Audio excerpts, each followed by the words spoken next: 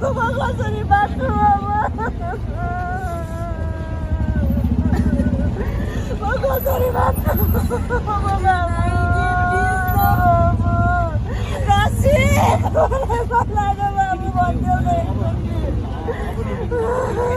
एकचोटि बाबु भन्दैन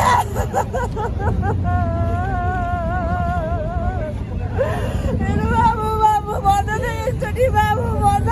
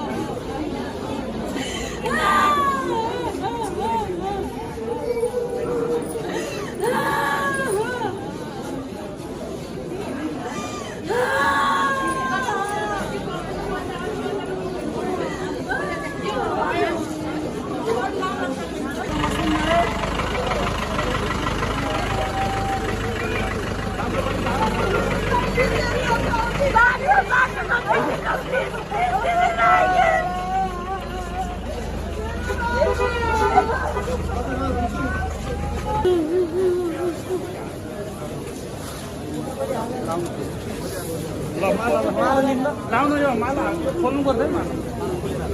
यो ऊ बान्नु हुँदैन है निकाल्नु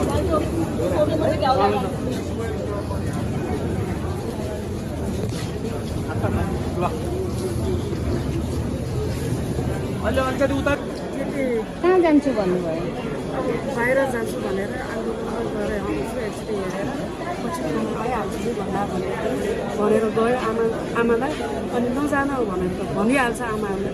भन्दै पनि निस्क्यो साथीहरूसँग निस्क्यो एक दुई घन्टामा त हामीले लाइभ पनि हेरिरहेको थियौँ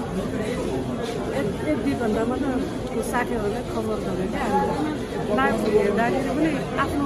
भाइ भनेर चिनेन क्या हामी पुरै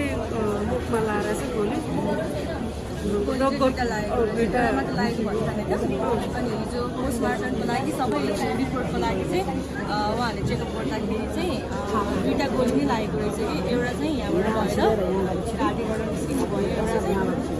टाउकोबाट होइन अनि एउटा चाहिँ लाइक हिजोको रिपोर्टबाट थाहा भयो कि गोली दुइटै एकैचोटि नै सुट भएको रहेछ कि लाइक दुईवटा गोली एकैचोटि सुट भएको चाहिँ जस्तो लाग्यो होइन किनभने यताबाट एउटा गएर एउटा चाहिँ यहाँ गाडीको जस्तो लाग्यो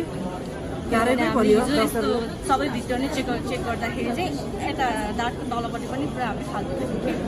दुईवटा गोली चाहिँ सुट भएको चाहिँ जानकारी रिपोर्टमा चाहिँ त्यस्तो देखेको छ अब हामीले चाहिँ सुरुमा फर्स्ट एउटा मात्रै गोली भन्नु थालेको एउटा दुईवटा रहेछ अनि त्यो प्रोटेस्टमा चाहिँ मेरो विनोद मामाले चाहिँ फर्स्ट गोली नै खानुभएको थियो जस्तो कि उहाँ चाहिँ अब अगाडि नै हुनुहुन्थ्यो संसद भवनको अगाडि नै हुनुहुन्थ्यो अनि अब हिजोको रिपोर्टले चाहिँ दुईवटा गोली नै खाएको चाहिँ हामीलाई जानकारी पाएका छौँ भनेपछि उहाँलाई गोली लाग्दा उहाँ संसद भवनमै हुनुहुन्थ्यो अगाडि नै हुनुहुन्थ्यो जुन हाम्रो डन्डी थियो नि संसद भवनको मेन गेटको साइडतिरै हुनुहुन्थ्यो एउटा कुरा सुन्नु सरकारले गरिरहेको मिडिया छ नि त्यो प्रति तपाईँहरू खुसी हुनुहुन्छ कि हुनुहुन्न यो उहाँहरूले पनि गभर्मेन्टले यस्तो गरिदिन्छु उस्तो गरिदिन्छु त भन्नुभयो होइन हजुर त्यो पाउनको लागि हामीले 8 दिन त लगातार दिनका दिन डेली आएर झगडा गर्नुपर्ने सिचुएसन पनि थियो होइन सजिलैसँग चाहिँ